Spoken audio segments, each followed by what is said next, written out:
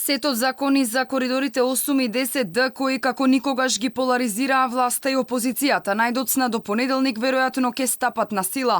За владеачкото мнозинство како да не е важно тоа што Државната комисија за спречување корупција го чешла договорот потпишан со Бехтелиенка, па и без нивно мислење законите ќе бидат донесени. Според познавачите невозможно е договор од над 400 страници да се разгледа за неколку дена, така што факт е дека антикорупцијска нема никакви шанси да ги согледа сите позитивни и негативни страни, за да може да реагира соодветно до надлежните институции. Доколку има сомнеж за корупција како што обвинува опозицијата.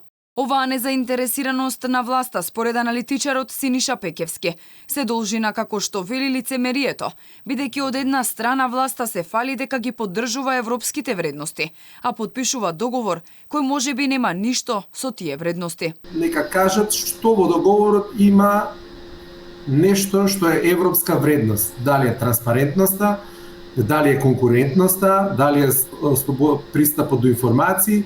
Толку многу средства од странските донатори, од Соединетите Американски држави, Европската унија и други држави инвестираат на полето на транспарентноста, антикорупција, а гледаме дека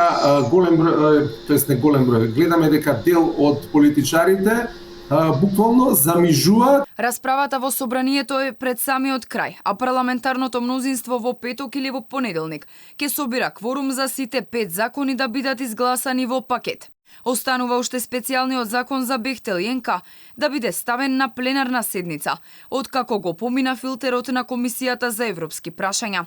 Со овој закон ќе се овозможи нов модел на изградба на патната мрежа, без претходно објавување тендер. Нешто што за опозицијата, но и голем дел од експертската фела е недозволиво, бидејќи ќе создаде клима за корупција од највисоко ниво. Во законите кои власта ги турка во име на договорот со Бехтелиенка, според опозицијата се спорни низа елементи, како на пример начинот на кој ќе се врши експроприацијата, бидејќи ќе се обештетуваат легалните градби, но и дивоградбите. Исто така изголемувањето на работната недела е нешто на кое се противат речиси сите. Владата тврди дека има стабилно мнозинство за гласање, но опозицијата очекува Пендаровски да остане на ставот дека нема да стави подпис на указите на закони кои ги повредуваат човековите права, што според ВМРО-ДПМН е случај со овие законски решенија.